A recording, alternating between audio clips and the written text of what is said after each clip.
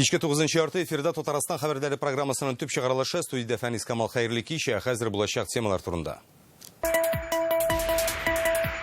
QR куяннар. Кешедә шул көндәгечә мин аны бик әйбәт дип уйлыйм. Татарстанда яңа чикләүләрнең беренче көне. Ничек узды? Бу хакта Рания Абдрахманова. Республика эшмәкәрләре үз зарларын президентка сөйләде. Президент кайда, нинди мәсьәләләрне хәл итәргә куша? Фәризә Мәҗитова репортажында. Олабуган махсус икътисади зонасында бүген Россиядә бердән-бер булган углерод җепселләр заводы ачылды. 3, 2, 1, пуск! Бирдә җитештерелгән продукция сәнәгатьнең кайсы тармагында кулланылачак? Булар хакында Илдар Сафиуллин. Бүгеннән Татарстанның барлык район һәм шәһәрләрендәге җәмәгать транспорты яңача эшли башлады. Хәзер алар 18 яшьтән өлкәнрәк кешегә билет сотканча аның QR коды барлыгын тикшергә тиеш. Кондукторларга ярдәмгә махсус контроль ревизия комиссияләре дә чыкты. Алар Казанның 65 тукталышында иртә-кич киз утырачак. Көн саен 700 мең пассажирны йөртүче җәмәгать транспортында яңа кагыйдәләр ничек үтәлә? Казан тукталышларыннан Рания Абдрахманова.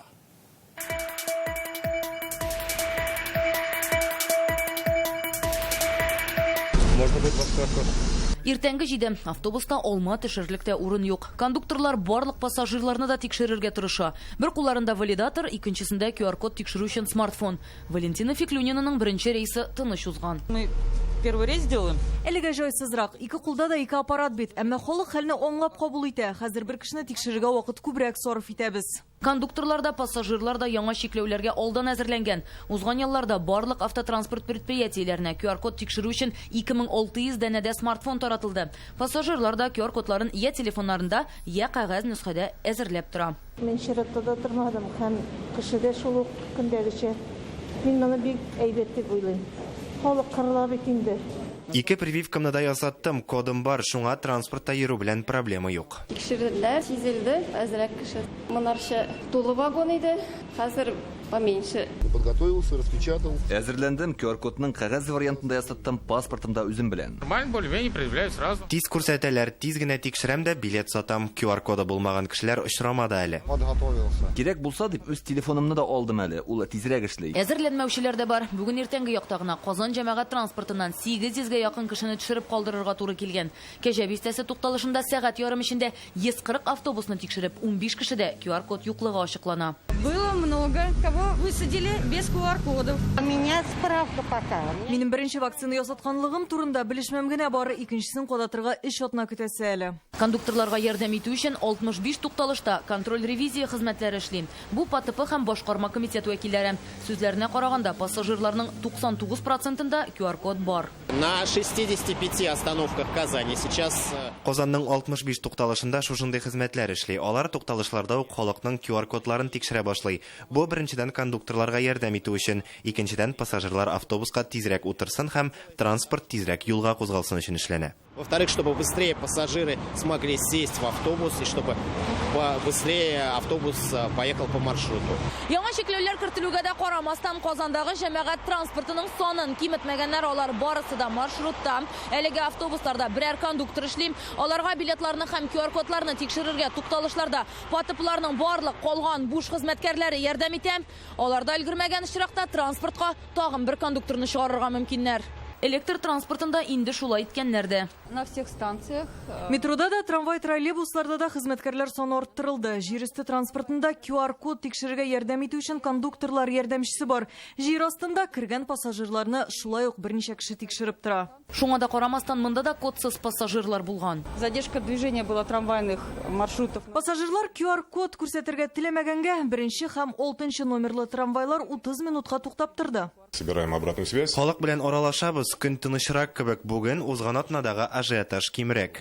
Җәмәгать транспортында йөрүчеләр нигездә эш урынына баручы хезмәт яшендәге кешеләр, ә аларның күбесендә QR-код бар. Основной пассажиропоток, он уже имеет свои QR-кода. Казанның транспорт комитетында хәзер килеп чыккан хәлләрне карау үзәге эшли. Анда 275-30-50 номеры буенча шалтыратып мөрәҗәгать итәргә була. Рания Абдрахманова, Вероника Гайнетдинова, Илшат Мөхәммәтов, Вадим Илларионов, Яңа Гасыр каналы. Qozan mэриясендә җәмәгать транспортындагы чикләүләрнең беренче көненә йомгак ясадылар. Бүген төшкә кадәр генә дә 1516 пассажирны кире бурганнар. QR-кодларны тикшерү автобуслар һәм электр транспорты эшенә тоткарлык китермәгән. Метрода халыкка тиешле режимда хезмәт күрсәтә. Аңа керү юлында чират хасил булмаган.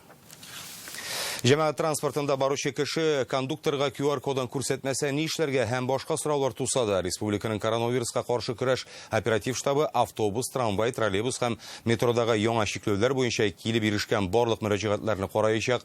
Моның өчен махсус кайнар элемтә телефоны булдырылган. Сез аны экранда күрәсез. Килгән гаризалар буенча Татарстанның транспорт һәм юл хуҗалыгы министрлыгы тиешле чара күрәчәк. Оператив штабка шулай ук кондукторларга карата көч куллану очраклары турында мәгълүмат җиткерелә. Хәзергә бер кондукторның борынын сындыру, икенчесенең күзенә бурыч баллоныннан сиптергәннәр дә билгеле. Мондай очракларны хукук сакчылары тикшерәчәк дип хәбәр итә штаб. Транспортта QR-кодлар кеше иминлеген саклау өчен кертелде. QR-код алу белән бәйле сорауларны яңа кайнар линия телефонына шалтыратып юлларга мөмкин. Ул Татарстан сәламәтлек саклау министрлыгының мәгълүмати аналитик үзәгендә эшли башлады. Номерын экранда күрәсез. Соңгы тәүлектә Татарстанда тагын 259 кешегә ковид диагнозы куелган. 75 кеше хастаханәгә эләгә. Иң күп авыручылар Казан, Ярчаллы һәм Яшелүзәндә. Оператив штаб мәгълүматыннан күренгәнчә, коронавирус юктыручылар республиканың һәр районында диярлек бар. Әлеге авырудан республикада тагын 8 кешенең, 6 хатын-кыз һәм 1 ир-атның гомере өзелгән. Россия буенча вирус юктыруның тәүлегенә 35 меңнән артык очрагы теркәлде, 1241 кеше үлә. Татарстанда вакцинация дәвам итә. Соңгы тәүлектә 18 мең ярымнан артык кеше прививкада ясаткан.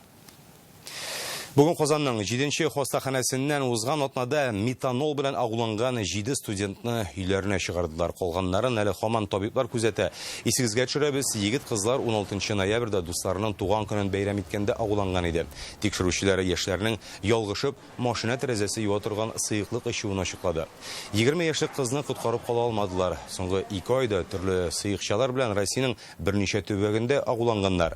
Свердловск өлкәсендә, мәсәлән, метил спирты ичеп 35, Оренбург өлкәсендә 34, Курган өлкәсендә 6 һәм Пермдә 5 кеше үлгән.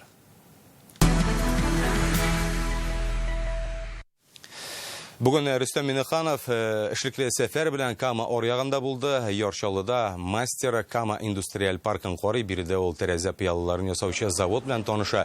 Заманча технологияләр кулланып, әлеге оешмада көненә 3000 тәрәзә пыяласы ясыйлар. Алар Казан, Ярчаллы, Түбән Кама, Алабуга кебек Татарстан шәһәрләреннән тыш күрше төбәкләргә дә җибәрелә.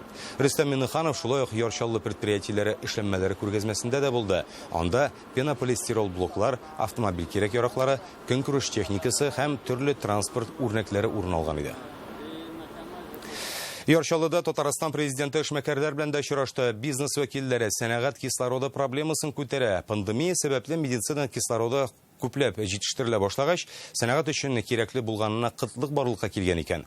Бу предприятиеләрнең кереме кимүгә китерә. Бизнес вәкилләре Татарстан җитәкчесеннән нинди җавап алды, тагын нинди мәсьәләләр белән мөрәҗәгать иттеләр һәм аларның кайсылары тиз арада чишеләчәк. Бу хакта Фәрүзә Мәҗитова.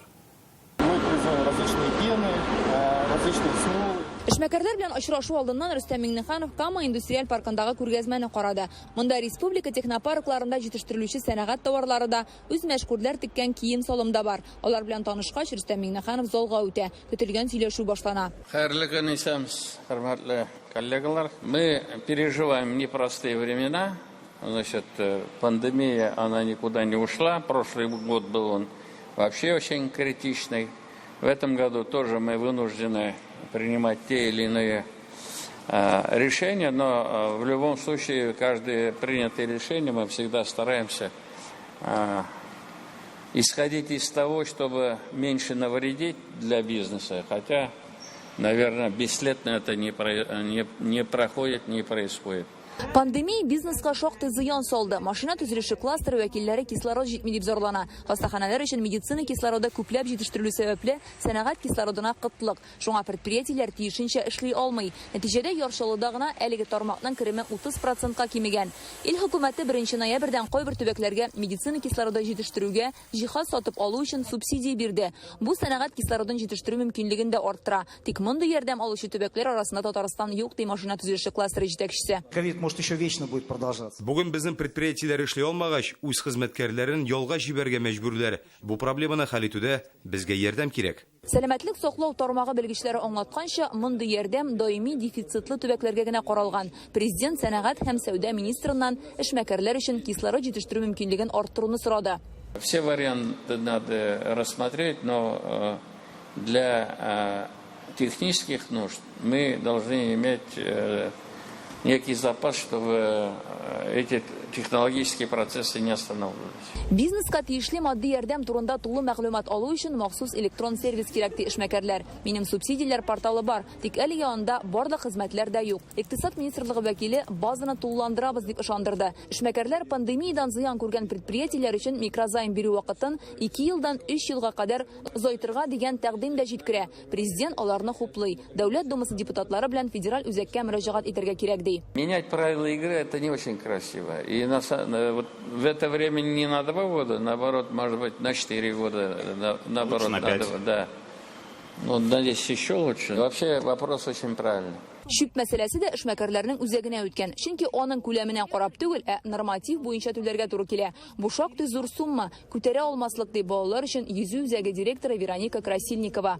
Фактически его у нас никто не вывозил. Бер ара безнең шүпне түгүче дә булмады. Шулай да квитанциядәге сумма кимемәде. Эшмәкәрләргә кимрәк тариф буенча түләү мөмкинлеге булсын иде. Президент Гринта төбәк операторыннан бу мәсьәләгә ачыклык кертүне сорый. Ул федераль һәм республика кануннарына таянып эшлибез. Аларда норматив буенча түләү каралган ди. Рөстәм Миңнеханов дәүләт сайты депутатларына кануннарга үзгәреш кертү тәкъдиме белән чыкты. Вместе соберите представителей малого бизнеса, значит, региональных операторов, Минстрой, обсудите, вот, что нужно сделать. Үз мәшгульләр арта. Аларның саны республикада 164 меңгә җиткән. Тукай районының ризык пешерү осталары Кама зонасында да Казанның агросәнәгать паркындагы кебек түләүсез аш-су мәйданчыгы булдыруны сорады. Президент бу бурычны Ярчаллы мэрына йөкли. Есть у нас такие площадки. Вот у нас агропромпарк хорошо вписался в эту задачу. Идею мы рассмотрим вот с коллегой. Мондый очрашуларда күп кенә проблемалар шунда ук чишелешен таба. Июнь айында узган сөйләшүдә эшмәкәрләр маркетплейска керә алу өчен махсус укытуны сораган иде. Бу юнәлештә инде 2 еллык республика программасы кабул ителгән. Фәрүзә Мәҗитова, Игорь Романов, Яңа Гасыр каналы.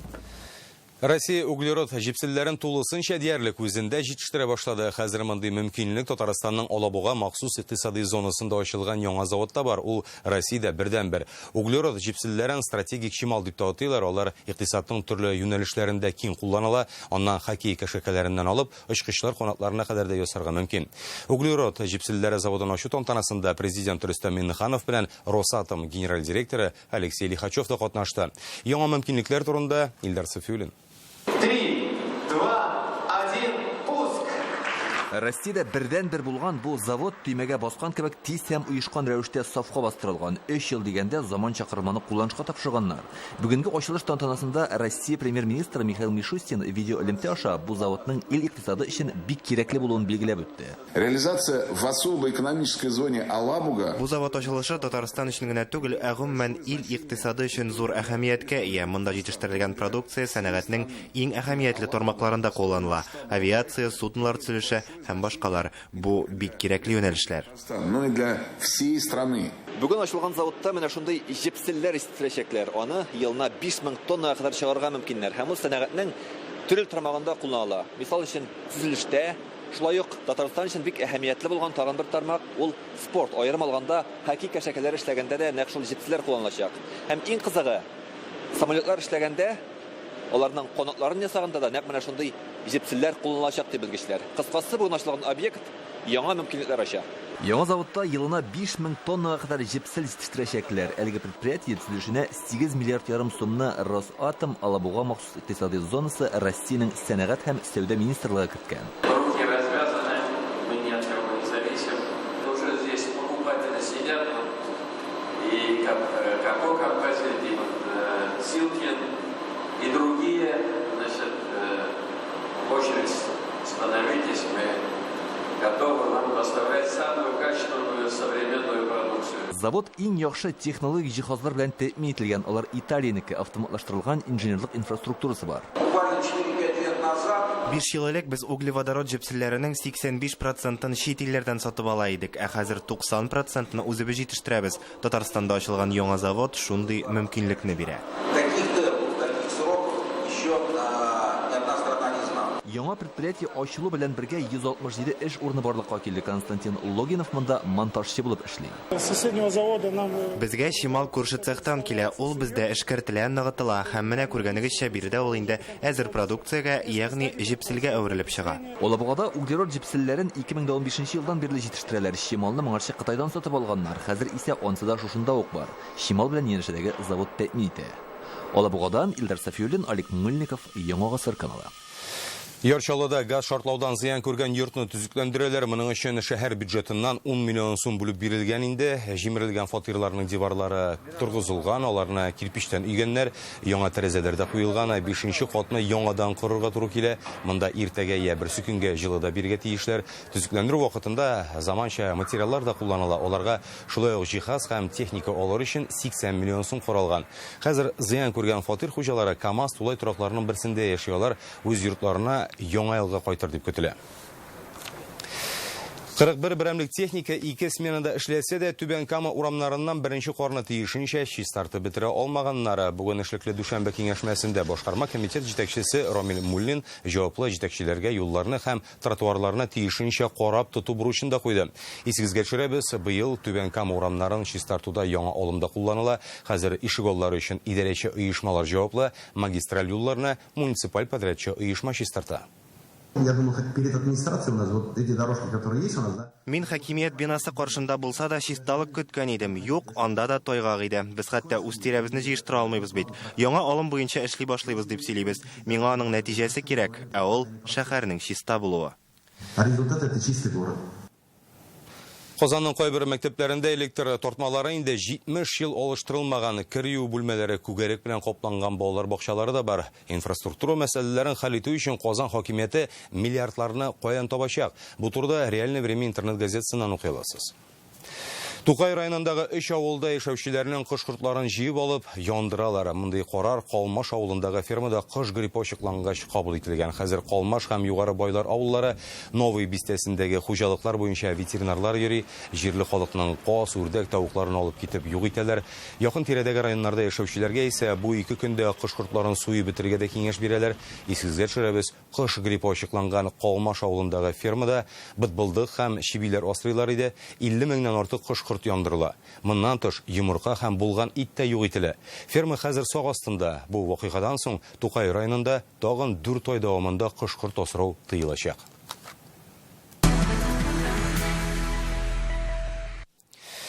МЖД трассасына Менделеевский районындагы хәрәкәтләр еш килеп чыга торган урынын төзекләндерәләр һәм киңәйттеләр. Узган елларда аны Рөстәм Миннеханов белән Росавтодор җитәкчесе урынбасары Андрей Самарьянов катнашында ачтылар. 11 чакрымлык участокка капиталь ремонт ясалган. Эшләрне планлаштырылганнан 1 елга иртәрәк тә төгәллиләр. МЖД трассасының бу өлешеннән көненә 9,5 мең артык машина да уза. Автомобиль ташкыны зур, юл тар булганга аварияләр дә еш булган. Хәзер исә 4 полосалы. Мондагы үзгәрешләрне Шәкүров күреп кайтты. Яңартылган юлдан беренче булып үзебездә җитештерелә торган Аурус һәм КАМАЗ машиналары уза. МЖД трассасының бу өлешен ярты ел эчендә төзекләндерәләр. 11 чакрым юл танымаслык булып үзгәргән. Сегодня очень знаковое событие для этой территории. Вот обновленный участок дороги, самый сложный, самый аварийный. Развитие любого региона страны будет зависеть от транспортной инфраструктуры. Вот те технологии, которые здесь использованы, они самые современные. Республика Татарстан на сегодняшний день является... Татарстан Россиядә икътисади яктан зур үсеш алган төбәкләрнең берсе. Автомобиль юлының мондый әһәмиятле өлешен төзекләндерү бу алдынгылыкны саклап калырга мөмкинлек бирәчәк. Бу МЖД трассасының Ижевский һәм Пермь юнәлешендәге өлеше. Моңа кадәр 2 генә полосалы булган юл хәзер 4-легә әйләнгән. План буенча эшләр киләсе елда гына тәмамланырга тиеш була, әмма юлның әһәмиятле булуын исәпкә алып, тизрәк эшлиләр. Эшләр майның 2021 елда башланды. Бу объектта 200 кешегә хәтле эшләделәр. 50 техника юллар имин булсын өчен 30 километр барьерное ограждение куелды. Тәүлек әйләнәсе бу юлдан 9000 ярымнан артык автомобиль үтә. Төзекләндерүгә кадәр юл транспорт хәрәкәтләре дә күп булган. Куркынычсызлыкны тәэмин итү өчен юлда шактый эш башкарылган. Хәзер ике яктан килүче машиналар бер-берсе арасында кисешмәячәк. Алар менә шундый металл коймалар белән шикләнеп куелган. Моннан тыш 300-гә якын куелган юл билгесе дә иминлекне тәэмин итәчәк. Юлны төзекләндерүдә заманча технологияләр кулланылган. Аерым игътибар чыдамлыкны арттыруга. Климатические особенности для каждого региона. Асфальт төслеге төбәкнең һава шартларын һәм бу юлдан күпме машина үтүен исәпкә алып сойланды. Ком, вак-таш, цемент һәм башка бик күп материаллар кулланылды. Юл 3 торак пункт ашада уза. 6 автобус тукталышы бар, светофорлар да куйганнар. Менделеевский районыннан Илгиз Шәкүров, Рәмзил Гарипов, Яңа Гасыр каналы. Рөстәм Миннеханов Казан Кремлендә Индонезиянең Россиядәге гадәттән тыш һәм тулы вәкаләтле илчесе Жозе Антонио Марата Таварыш белән очрашты. Татарстан белән Индонезиянең сәүдә, сәнәгать, мәгариф һәм фән, мәдәният, медицина өлкәсендәге хезмәттәшлеген ныгыту юллары турында сөйләштеләр. Президент ике арадагы товар әйләнешен арттыру мөһимлеген билгеләп үтә. Әлегә ул 34 миллион долларны тәшкил итә. Рөстәм Миннеханов Индонезия илчесен Татарстанда үтәчәк дөньякүләм мөһим чараларга, кышкы махсус олимпиадага һәм Идел буе булгарында ислам динен кабул итүнең 1100 еллыгына да чакырды. Республика җитәкчесе бүген Италиянең Россиядәге гадәттән тыш һәм тулы вәкаләтле илчесе Джорджо Стараччинны да кабул итте. Татарстан, Россия, Италия мөнәсәбәтләре нигезендә сезнең ил белән уртак эшчәнлекне ныгытуга зур игътибар бирә. Катлаулы сәяси һәм эпидемиологик вазгыятькә дә карамастан, Италиядәге хезмәттәшләребез белән дустана мөнәсәбәт саклап калу мөһимлеге бар дип ассызыклады президент. Бүген кич һәм төнлә Татарстанда көчле буран көтелә. Республиканың гидрометеорология һәм әйләнә тирәне күзәтү идарәсе хәбәр итүенчә, кичке 6-дан башлап иртәнге 9-га кадәр Казанда буран булачак, күз күреме 1-2 чакрымга кадәр кими, җил көнбатыштан, төньяк-көнбатыштан секундына 20 метрга кадәр җитәчәк дип фаразлыйлар. Юлларда сак йөрегез. Туган телдә әзерләнгән мәгълүматны, ягъни татарча контентны тагын күбрәк кеше күрсен, ишетсен һәм укысын өчен нишләргә? Татарча Википедия кемгә һәм ни өчен кирәк? Без интернетта татарча аралашабызмы? Әлеге мәсьәләләр турында якшәмбе Санкт-Петербургта узган татар медиа форумында сөйләштеләр. Ул Татмедиа Республика матбугат һәм масса күләм коммуникацияләре агентлыгы һәм Бөтендөнья татар конгрессы ярдәме белән 3нче тапкыр оештырыла. Быел онлайн иде. Катнашучыларны агентлык җитәкчесе Айдар Сәлимгәрәев сәламләде. Видео элемтә аша татар журналистлары, блогерлар, медиа җәмәгатьчелек вәкилләре милләтебез киләчәге өчен мөһим булган мәсьәләләр хакында фикер алышты. Медиа форумны Питер.Татар порталы YouTube каналында карарга мөмкин. Без шушы әзерләнгән продуктны йоттыра алмыйбыз. Сез яшәгән һәр кайсыгызның төбәгендә 10, 20, 100, 150 мең кеше карый, күпме карый? Картлар карыймы, яшьләр карыймы? Карамыйлар. Күбесе әле һаман да күнегеп бетмәгәннәр. Без шушыны өйрәтергә тиешбез. Мәгълүмат тарату чарасы итеп кенә түгел, шушы аудиторияны җыеп, анда үзегезнең кызыклы теллегез, үзегезнең яклаучыгыз булганнары, алар үзләре үк тамашачы гына түгел, контент булдыручыга әйләнә. Әлеге аудитория. Рөстәм Миннеханов Ярчалының Тарловка спорт полигонында КамАЗ мастер командасы белән очрашты. Спортчылар чираттагы узышка 2 гыйнвардан 14-нә кадәр Сугуд Гарәбстанында үтәчәк Дакар раллине әзерләнә. КамАЗ мастер командасы анда яңа автомобиль белән катнашачак. К5 кабиналы спорт йөк машинасын сынап карамакчылар. Аның дизайны, уңайлыклары һәм мөмкинлекләре белән Рөстәм Миннехановны таныштырдылар инде. Президент яңа автомобильдә йөреп тә карады. Ул әлеге спорт машинасыннан бик тә канәгать. Бөтен ил белән КамАЗ мастер командасы өчен жан отачакбыз дип белдерде. Республиканың иң яхшы көрәшчеләре бүген келәмгә җыелды. Казанның көрәш сараенда милли спорт түре буенча Татарстан чемпионаты башланып китте. 41 команда, 300-дан артык бил алышучы. Турнирда районнарда җиңеп чыккан көрәшчеләр катнаша. Башка спорт төрләреннән аермалы буларак, көндәшлекнең җитди булуы ягыннан Татарстан беренчелеге хәтта Россия һәм дөнья күләм ярышлардан өстенрәк тора. Бүген көрәш чемпионатын сайлап алу этабы үтте. Ярымфинал һәм финал иртәгә булачак. Республика чемпионатын барыбыз да бик көттек инде. Үзең әйткәндәй, нәкъ бу вазгыятьтә аның бер уйлаганда әзрәк тыйнаклык күрсәтеп эшне оештырмаска сәбәп тә бар инде.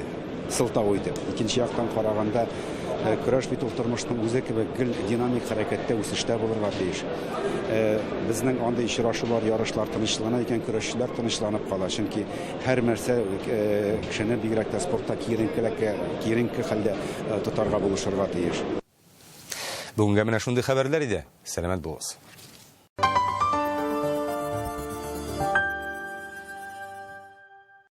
Базы отдыха компании «Татнефть» приглашают на заезды. Уютная обстановка, высокий уровень сервиса, разнообразие вариантов досуга. Базы отдыха компании «Татнефть» — это отличное место для активного отдыха с семьей и друзьями. Вся информация на сайте socialtatneft.ru и по телефону 38 63 98. Nissan, в РРТ купил, скидку 200 тысяч и резину получил. Автоцентр РРТ 212 30 10. Теперь присоединиться к электрическим сетям проще, чем кажется. Зайдите на сайт сетевой компании, авторизуйтесь, подайте заявку на техприсоединение и следите за ее исполнением с мобильного устройства. Сетевая компания с заботой о каждом, с энергией для всех. Холодильник с технологией Full No Frost от компании Pozis – это энергосберегающее охлаждение, сохранение полезных качеств продуктов и отсутствие необходимости разморозки. Только в Мазалтов Мэн скидка на костюм 30%, рубашка в подарок и подшив по фигуре совершенно бесплатно. Ждем вас в магазине на Сибгата Хакима 41. Камал театры музыка һәм театр проектын тәкъдим итә. Һәм 1 декабрьдә Рөстәм Яхин иҗатына багышланган спектакль-концертка чакыра. Концертта театр артистлары катнаша. Махсус кунак Зөлфәт Фәхрәзиев, дирижер Данияр Соколов, режиссер Айдар Жаббаров. 12 яшьтән өлкәннәр өчен. Гинекология здоровья семьи – это забота о женском здоровье с детских лет. Опытные гинекологи-эксперты, все виды диагностики и лечения, хирургические операции. Телефон в Казани 204 2 700. Акбарс медмобиль кушымтасы сезнең сәламәтлегегез өчен уңайлы сервис. Компания белгече белән туры элемтә. Полис нигезендә алынган медицина хезмәтләре исемлеге. Мөрәҗәгать юллау мөмкинлеге. Медицина иминияте полисы сезнең телефонда, App Store һәм Google Play'да бушлай йөкләгез. 2021 ел 30 ноябреннән 5 декабренә кадәр Казанда һөнәр 6 көн дәвамында Россия һәм Казакъстанның 12 театр коллективының иң үзенчәлекле спектакльләре сезнең өчен. Бөтен мәгълүмат kariyev.ru сайтында. Блефаропластика. Клиника «Третий глаз». 26 900 рублей за оба века. Эффективно, профессионально. Телефон 202 202 8. 2021 ел 30 ноябреннән 5 декабренә кадәр Казанда һөнәр 6 көн дәвамында Россия һәм Казакъстанның 12 театр коллективының иң үзенчәлекле спектакльләре сезнең өчен. Бөтен мәгълүмат kariyev.ru сайтында. Дисковые бороны «Дукат» — это качественная обработка полей на любом рельефе, в любую погоду, до 500 гектаров за сутки. Спешите за «Дукатом» в компанию «Агрокомпани».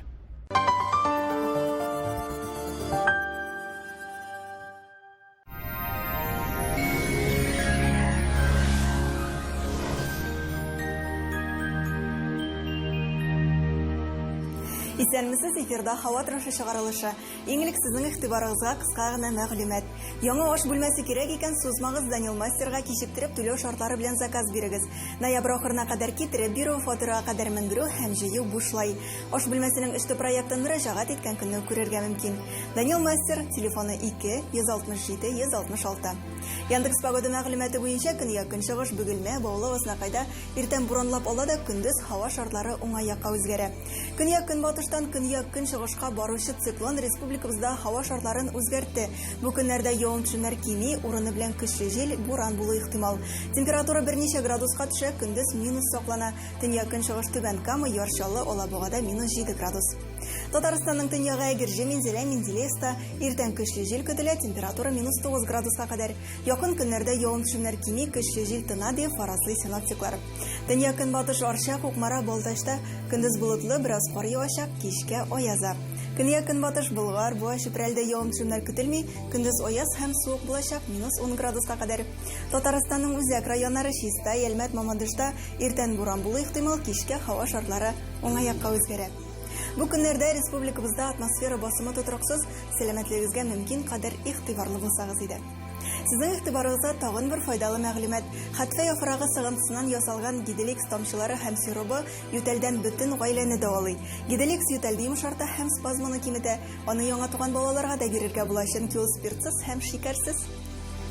Кем бездә барлык лайкларны җыячак? Ә безне ютәл шитләтеп үтә. Натураль хәтфә яфраклар кушылган Гиделикс препаратын сабыйларга да кабул итәргә ярый. Гиделикс дәвалы, ютәл башка янамый. Вот это выгодно! Вы только посмотрите! Глазные капли Тауфон 10 мл 103 рубля. Пенталгин 24 таблетки 169 рублей. Бережная аптека, аптека от склада и аптека Экона. Вот где выгодно. Республикабызда яшәүчеләрнең артык акча чыгармый гына сәламәтлеген кайгырту мөмкинлеге бар. 1 ноябрьдән 30-на кадәр Экона бережная аптека һәм аптека от склада даруханәләрендә бәяләр төшү акциясе бара. Файдалы булсын. Казанда кар явачак, буран булу мөмкин, -6 градус, көнбатыштан көчле җил. Атмосфера басымы теркемеш баганасының 752 мм тәшкил итә, һаваның чагыштырмача дымлылыгы 84%. Җирнең магнит кары тыныч. Бүгенгә менә шулар, сау булыгыз.